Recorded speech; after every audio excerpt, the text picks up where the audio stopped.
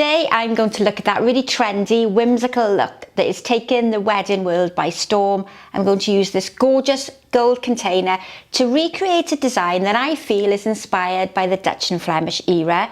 If it's something that you want to learn to do, stick with me. So welcome back to another tutorial. If you haven't been here, my name is Sharon. Please subscribe to the channel, hit that notification bell so that you know every time I upload a new tutorial. And if it's your first time here, then welcome. It's a fabulous place to be. Now, a few weeks ago, I did a gorgeous arrangement in this gold urn, and we looked at using wire netting, which is a more sustainable and environmentally friendly option.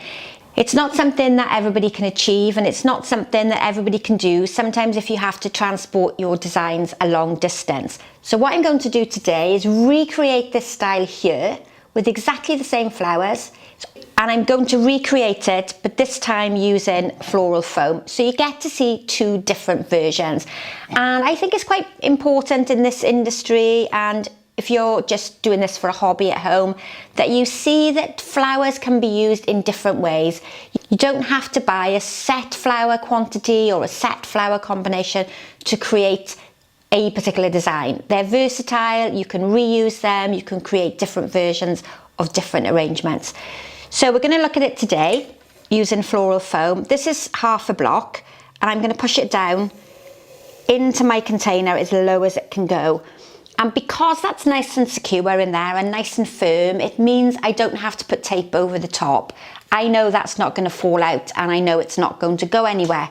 Now, the disadvantages, of course, of foam is that it's a single-use plastic, and it needs to go into landfill. So we are trying to move away to use more sustainable options.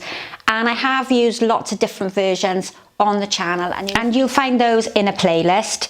The advantages of floral foam is that sometimes they're easier to transport. So if you're doing wedding flowers, they're easier to get to from your work studio to your venue.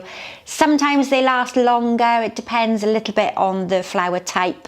You get more stability with your designs, and you can create a better shape. And you really have to weigh up the pros and cons for your own use, whether you prefer wire netting or you prefer to use floral foam. The advantage I have slightly with this one is my floral foam is above the level of my container, and that means that I can cascade flowers forward. You can't do that so much with wire netting unless your materials naturally drape. So we have a slight advantage in that it's easier for me to hide my mechanics, although it's a bit of a disadvantage because my foam is bulkier and heavier, so I might need to add in some extra greenery in the middle or some bigger headed flowers to cover that floral foam. And before I start on that, I'm going to take a little edge off my foam. This just helps to give me a more angled side and prevents me trying to arrange into that right angle of the floral foam. Right, so that's my mechanics all sorted. If this was a bigger design or I was putting more flowers in it, I might decide to put the floral tape over the top, but I'm quite confident that is secure. But I do have in front of me here all of the flowers that I've used. I haven't added to them and I haven't taken them away, but I've got no idea how I originally constructed it or the steps that I took to make that design. So might not turn out exactly the same. Now, when I'm working with foam, I generally like to start the outline, and sometimes if I'm using wire netting, I start from the base and I work outwards. But this time I'm going to start using my gold twigs, and the reason I've got a lovely gold twig is because it matches beautifully with my container. And if you're in the UK, these containers have come from a company, and they don't sponsor me, called AFS, and they're based in Wales, and they do have an online shop. So AFS stands for Artificial Florist Supplies, I believe, and they're based just outside Cardiff, and you can order with them online. You don't have to have a business. They serve the public as well, and they have some gorgeous things there. So these are one of my new purchases for this year. And I'm thinking that because I have the use of that floral foam, I've been able to go slightly wider and make that design bigger because I've got the added ability of inserting into the foam. Next, I'm going to use the heather. That's going to help fill up that space in the middle. and help to give me some coverage on that floral foam. And I'm working with the design facing me. This is the front, as you can see it, and I do try to remember as often as possible to turn it round so that you get to see the front, because there's not much point you looking at the back. But these little bits of the heather can drape down over the front. And heather like this is quite easy to grow if you've got the right soil. Unfortunately, I haven't. So this is coming from a friend's garden, but that gives me a lovely way of covering the foam without making it too heavy at the base. That of course could be foliage if you haven't got heather, but I'm trying to stick to the flower combination that I had before.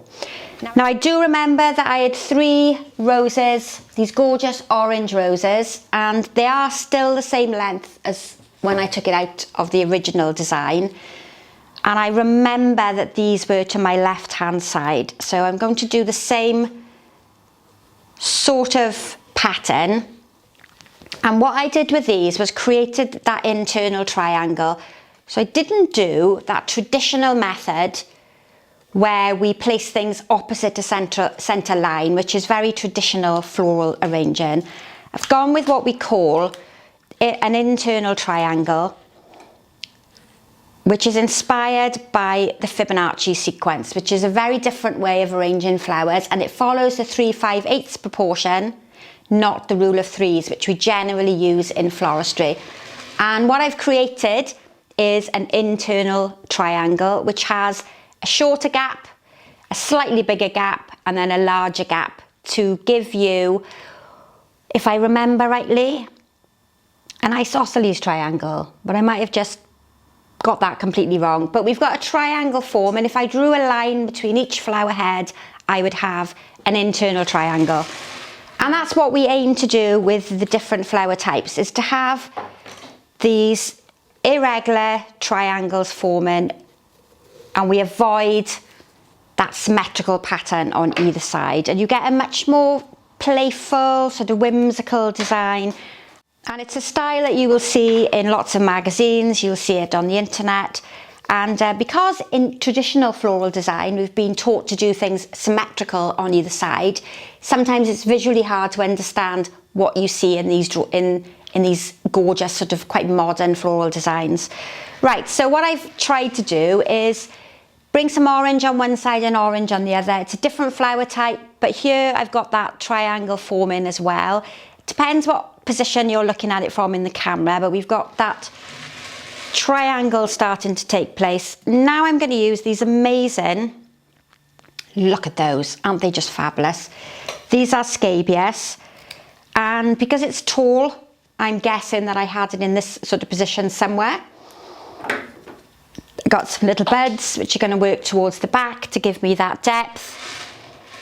So nice bit of height in there, and I'm going to work this colour and this texture. I've got quite a few of them, so I'm guessing I can bring them from one side to the other, but I'm still trying to get them in those little triangles. And if you haven't been watching videos with me before, then when you get right to the very end of the video, keep watching, because there will be close-ups of the designs, and then you'll be able to look at the flowers and see if you can work out where those triangles are. This style doesn't come naturally to me because I've been taught to do that matching sort of pattern on either side.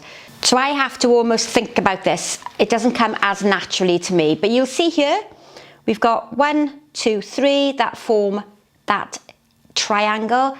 And then if we look at these 3, or this cluster that I've got over here, we'll see triangles forming in different positions. Hopefully that makes sense. Right, now I have some very pretty, vibrant sort of pink roses, spray roses, and these were obviously closer to the base because they're shorter. I'm going to give them a clean cut so that I know they're going to have access to water. But I've got 2 that are quite short, and if I remember rightly, one of them was brought more towards the back so that it brought the colour through, and it also gave me some weight at the back of the container. Now this is an asymmetric design, so it's taller on one side, shorter on the other. It I love that crescent shape. So this is almost like an asymmetrical crescent. It's a bit of a mixture of the two designs together. And then this one is taller, so it was clearly used a bit higher up in the arrangement. So it can go up there. And I've still got quite a lot of flowers to use. One of my absolute favourites is the clematis. This again is quite tall, so it must have been in this sort of position here.